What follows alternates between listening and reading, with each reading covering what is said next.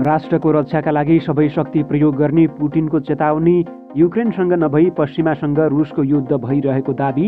युक्रेनलाई सहयोग गर्ने पश्चिमको हतियार भण्डार खाली भएको गम्भीर खुलासा। पश्चिमकै एक विज्ञले गरे यस्तो खुलासा। अमेरिकी पूर्व विदेश मन्त्री माइक पेम्पियो ताइवान भ्रमणमा आउँदै चिनिया सरकारको मुखपत्र ग्लोबल टाइम्सले दियो यस्तो जवाफ। रुसमा रहेका आफ्ना नागरिकलाई तत्काल रुस छोड्न अमेरिकी दूतावासले गरियो आग्रह। रुसले भयावह अवस्था सिर्जना गर्न खोजेको चेतावनी। भारत र बङ्गलादेश बीच कुसियारा नदीबारे भयो यस्तो सम्झौता। अनिल चौहान बने भारतीय सेनाको चिफ अफ डिफेन्स। अमेरिकाले पूर्वी एसियाको समुद्र क्षेत्रमा हाइपरसोनिक क्षमता भएको युद्धपोत तैनाथ गर्दै चीनसँगको तनाव झनै चुलिने सङ्केत। र चीन र नेपालका अधिकारीहरू बीचको बैठक सम्पन्न। बैठकले कुन कुन कुरामा सहमति गर्यो त? सबै जानकारी। नमस्कार, ग्रेटर नेपाल टिभीले तयार पारेको न्युज अपडेटबाट यहाँलाई हार्दिक स्वागत छ। अब न्युज अपडेट विस्तारमा। रुसी राष्ट्रपति भ्लादिमिर पुटिनले देशको क्षेत्रीय अखण्डता खतरामा छ भने जनताको रक्षा गर्न सबै उपलब्ध साधनहरू प्रयोग गर्ने बताएका छन्। यसैबीच पुटिनका निकटतम सहयोगी सर्गी मार्कोभले रुसबाट नभएर पश्चिमा राष्ट्रहरूबाट परमाणु हमलाको खतरा बढेको उल्लेख गरेका छन्। उनले बीबीसी रेडियोसँग भनेका छन्, यो बिल्कुल स्पष्ट थियो कि रुसको युक्रेन विरुद्ध कुनै युद्ध छैन। हामीले युक्रेनीहरू विरुद्ध आणविक हतियारहरू प्रयोग गर्ने कुनै कारण पनि छैन। युक्रेनीहरू हाम्रा दाजुभाइहरू हुन्। युक्रेन पश्चिमा राष्ट्रको कब्जामा छ र पश्चिमा राष्ट्रले हामीसँग युद्ध गरिरहेको छ। उनीहरूले युक्रेनी सेनालाई दासको रूपमा प्रयोग गरेका छन्, उनले भनेका छन्। यस्तै मार्कोभले अमेरिका र बेलायतले भने जस्तो रुसबाट परमाणु हमलाको खतरा नभएको पनि उनको भनाइरहेको छ। बरु विभिन्न बहानामा पश्चिमा राष्ट्रले त्यस्ता हतियार रुस विरुद्ध प्रयोग गर्न खोजिरहेको उनको आरोप रहेको छ। उनका अनुसार अमेरिका र बेलायत युक्रेन युद्धका प्रमुख कारक तत्त्वहरू हुन्। अमेरिकी हतियार उद्योगमा 155 मिलिमिटर व्हिट्जरका लागि आर्टिलरी राउन्डहरूको सामान्य उत्पादन स्तर।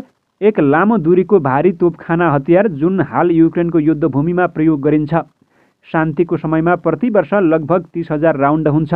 रुसी सेनासँग लडिरहेका युक्रेनी सैनिकहरूले लगभग 2 हप्तामा त्यो रकम पार गर्दछन्। यो अमेरिकी राष्ट्रिय रक्षा विश्वविद्यालयका सहयोगी प्राध्यापक र वरिष्ठ सैन्य साथी डेभ डेस रोचेसका अनुसार हो। म धेरै चिन्तित छु जबसम्म हामीसँग नयाँ उत्पादन छैन जसलाई र्याम्प गर्न महिनौँ लाग्छ। हामीसँग युक्रेनीहरूलाई आपूर्ति गर्ने क्षमता हुने छैन, डेस रोचेसले भनेका छन्। अधिकांश युरोपियन नेटो सदस्य राष्ट्रहरूको सैन्य स्टक भएको छ म भन्न चाहन्न, तर उच्च अनुपातमा घटेको छ किनभने हामीले युक्रेनीहरूलाई धेरै क्षमता प्रदान गरिरहेका छौँ। EUका उच्च प्रतिनिधि विदेश मामिला र सुरक्षा नीतिका प्रतिनिधि जोसेफ बोरेलले भनेका छन्। नेटोका महासचिव जेन्स स्टोल्टनबर्गले मङ्गलबार गठबन्धनका हतियार निर्देशकहरूसँगको विशेष बैठकमा सदस्य राष्ट्रहरूको हतियार भण्डारलाई पुनः भर्ने तरिकाबारे छलफल गरेका छन्। सैन्य विश्लेषकहरूले मूल मुद्दालाई औँलाएका छन्। पश्चिमी राष्ट्रहरूले शान्तिको समयमा धेरै सानो मात्रामा हतियार उत्पादन गर्दै आएका छन्। सरकारहरूले धेरै महँगो उत्पादनलाई कम गर्न र आवश्यकता अनुसार हतियारहरू मात्र उत्पादन गर्ने छनौट गरेका छन्। कम चलिरहेका केही हतियारहरू अब उत्पादन भइरहेका छैनन् र तिनीहरूको उत्पादनको लागि उच्च दक्ष श्रम र अनुभव आवश्यक छ, जुन चिजहरू वर्षौँदेखि अमेरिकी उत्पादन क्षेत्रमा कम आपूर्तिमा रहेको छ। वास्तवमा स्टोल्टेनबर्गले गत हप्ताको संयुक्त राष्ट्रसङ्घको महासभामा भने कि नेटो सदस्यहरूले हतियार क्षेत्रमा आफ्नो औद्योगिक आधारहरूमा पुनः लगानी गर्न आवश्यक रहेको छ। हामी अब हतियार र गोला बारुदको उत्पादन बढाउन उद्योगसँग काम गरिरहेका छौँ, स्टोल्टेनबर्गले भनेका छन्। देशहरूले हतियार निर्माताहरूलाई थप हतियार अर्डर दिएर उनीहरूको क्षमता लामो अवधिमा विस्तार गर्न प्रोत्साहित गर्न आवश्यक छ, तर रक्षा उत्पादन बढाउनु कुनै द्रुत वा सजिलो उपलब्धि होइन, उनले भनेका छन्। अमेरिकाका पूर्व विदेश मन्त्री माइक पेम्पियो ताइवान भ्रमणमा जाँदैछन्। त्यहाँको अखबार लिबर्टी टाइम्सले आयोजना गरेको ग्लोबल ताइवान बिजनेस फोरममा सहभागी हुन उनी सोमबार साँझ ताइवान पुग्ने पत्रिकाको अनलाइन संस्करणमा उल्लेख रहेको छ। त्यहाँको खाओ सियुङमा आयोजना हुने कार्यक्रममा सहभागी हुन पेम्पियो त्यहाँ पुग्ने बताइएको छ। त्यहाँ पुग्ने पेम्पियो मेरियट होटेलमा बस्नेछन्। उनको सुरक्षाको लागि नेसनल सेक्युरिटी ब्युरो र म्युनिसिपल पोलिस ब्युरो सुरक्षाकर्मी परिचालन गरिएका छन्। उनका सुरक्षाका लागि मात्र 100 प्रहरी परिचालन हुने बताइएको छ। कार्यक्रममा सम्बोधन गर्नुका साथै उनले नागरिक समूहका अगुवासँग छलफल, ताकाङ पुलको अवलोकन, रेलको अवलोकन लगायतमा सहभागी हुनेछन्। उनले इन्डो पेसिफिक क्षेत्रको अर्थतन्त्रको विषयमा व्यावसायिक समुदायसँग छलफल गर्ने बताइएको छ। पोम्पियोको यो भ्रमण यस वर्षको दोस्रो हो। यो सम्मेलनमा स्वशासित ताइवानको उपराष्ट्रपति चाइ चिङ टकलाई समेत निम्तो दिइएको छ। यता पोम्पियोको यो भ्रमणलाई चीनको मुखपत्र ग्लोबल टाइम्सले नाफामुखी भ्रमणको संज्ञा दिएको छ। यस क्षेत्रमा उनको भ्रमणले जति अस्थिरता ल्याए पनि उनलाई त्यसको मतलब छैन। अघिल्लो भ्रमणमा जस्तै नाफा कुम्ल्याउन आएका हुन्, समाचारमा भनिएको छ। Taiwan semiconductor manufacturing limited, China steel corporation, आइएमईआई फुड र चेमेई कर्पोरेसनबाट कमिसन शुल्क बुझ्न त्यहाँ जान लागेको आरोप समेत लगाएको छ। गत मार्चमा पोम्पियो त्यहाँ भ्रमण गरी $1,50,000 लिएर गएको समेत बताइएको छ। मस्को स्थित अमेरिकी दूतावासले सुरक्षा सतर्कता जारी गर्दै बुधबार राति नै यस्तो आह्वान गरेको हो। रुसबाट बाहिरिनका लागि विभिन्न विकल्पहरू रहेको उल्लेख गर्दै तत्काल रुस छोड्न आग्रह गरेको हो।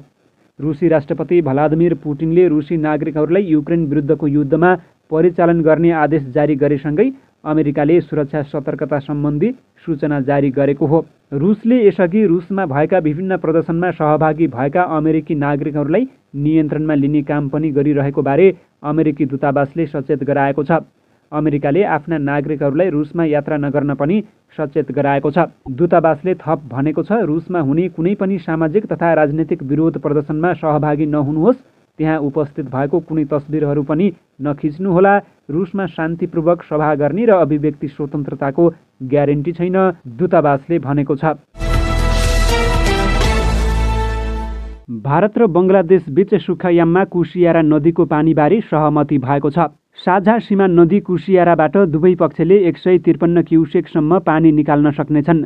भारतीय प्रधानमन्त्री नरेन्द्र मोदीको अध्यक्षतामा रहेको केन्द्रीय परिषदद्वारा साझा सीमा नदी कुसियाराबाट दुवैतर्फबाट पानी फिर्ता गर्ने सम्बन्धमा भारत र बङ्गलादेश सरकारबीच भएको समझदारी पत्रलाई कार्योत्तर स्वीकृति प्राप्त भएको जनाइएको छ। भारत सरकारले चिफ अफ डिफेन्स स्टाफ सिडिएममा अनिल चौहानलाई नियुक्त गरेको छ। भारतीय सेनाका पूर्व वरिष्ठ अधिकारी समेत रहेका चौहान उमेर हदका कारण गत वर्ष अवकाश प्राप्त भएका थिए। भारतीय रक्षा मन्त्रालयले बुधबार विज्ञप्ति जारी गर्दै चौहानलाई नयाँ सिडिएसमा नियुक्त गरेको जनाएको छ। पहिलो सिडिएस बिपिन रावतको हेलिकप्टर दुर्घटनामा मृत्यु भएपछि उक्त पद रिक्त रहेको थियो। अनिल चौहानको जन्म सन् 1961 मे 18 भएको हो। उनी सन् 1981 भारतीय सेनाको 11 गोर्खा राइफल्समा आबद्ध भएका थिए।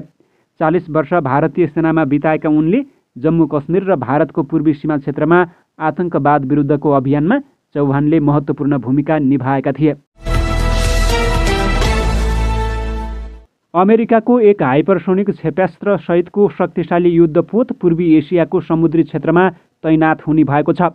पश्चिमी प्रशान्त सागरमा तैनात गर्नको लागि अमेरिकाले युएसएस जुम वाल्ट युद्धपोत पठाएको सिएनएनले जनाएको छ। अमेरिकी नौसेनाका अनुसार यो युद्धपोत सबैभन्दा अत्याधुनिक युद्धपोत हो र यसले दुश्मनको क्षेप्यास्त्रलाई खसाउन पनि मद्दत गर्नेछ।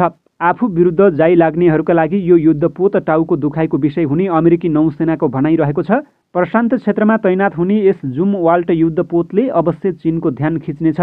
अमेरिका र चीनको विवादलाई नजिकबाट नियालिरहेका पूर्व अमेरिकी नौसेनाका क्याप्टेन कार्ल स्कस्टरका अनुसार अमेरिकी युद्धपोत तैनात हुने भएपछि चीनले यो विषयमा चासो लिनेछ। दक्षिण चीन सागर, ताइवान स्ट्रेट लगायतका क्षेत्रमा अमेरिकी युद्धपोत सैन्य जहाजहरू दोहोरिँदै पुग्ने गरेका छन्। सो जलक्षेत्रमा चीनको दाबी रहेको छ। चीनले बारम्बार अमेरिकी सेनाहरूलाई सो जलक्षेत्रमा नजान चेतावनी पनि दिँदै आएको छ। त्यसकारण यो विषय चीनका लागि तनावको विषय भएको उनको भनाइरहेको छ। यसक्रममा यो युद्धपोतमा ध्वनिको गतिभन्दा 5 गुणा तीव्र क्षेप्यास्त्र जडान हुने भएपछि सो क्षेत्रमा चीनको नजर पहिले भन्दा झनै बढी हुने निश्चित रहेको छ। र रसुवागढी नाकाबाट दुईतर्फी व्यापार र आवागमन सुचारू गर्न नेपालले चिनिया पक्षलाई अनुरोध गरेको छ। बुधबार नेपाल र चीनका प्रतिनिधिबीच भर्चुअल माध्यमबाट भएको काउन्टर पार्ट बैठकमा नेपाली पक्षले चिनिया अधिकारीहरूलाई रसुवागढी नाका दुईतर्फी रूपमा सञ्चालन गर्न अनुरोध गरेको रसुवाका प्रमुख जिल्लाधिकारी नवराज जैसीले बताएका छन्।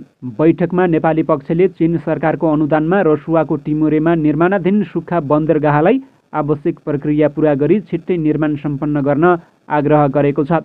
त्यस्तै चिनिया सरकारले निर्माण गर्ने स्याफ्रू बेसी रसुवागढी सडक खण्डको निर्माण थालनी यथाशक्य चाँडो सुरु गरिदिन आग्रह गरेको छ। चीनको केरुङमा व्यापार व्यवसाय गरेका केही नेपालीहरू कोभिड-19 का कारण भएको लकडाउनपछि केरुङ फर्कन नपाएको र अहिलेसम्म पनि केरुङमा घर भाडा तिर्नु परिरहेको गुनासोका सम्बन्धमा आवश्यक सहजीकरण गरिदिन चिनिया पक्षसँग अनुरोध गरिएको पर्जिय जैसीले बताएका छन्। मित्र राष्ट्र चीनको तर्फबाट पनि बैठकमा विभिन्न विषयहरू प्रस्तुत गरिएका थिए। नेपाल र चीनबीच सौहार्दपूर्ण सम्बन्ध कायम रहेकोमा खुसी व्यक्त गर्दै चिनिया पक्षले सीमा सुरक्षा तथा स्थिरताका लागि विशेष निगरानी र सतर्कता अपनाइदिन नेपाली पक्षलाई अनुरोध गरेको छ। यसैगरी बैठकमा सीमापार अपराध नियन्त्रणका लागि आवश्यक सहयोग समन्वय सहजीकरण गरिदिन नेपाली पक्षसँग आग्रह गरेको छ। यिनै खबरसँगै ग्रेटर नेपाल टिभीले तयार पारेको न्युज अपडेटको समय सकिएको छ। प्रत्येक पलका ताजा अपडेटको लागि हामी तपाईँको माझमा छौँ। नमस्कार।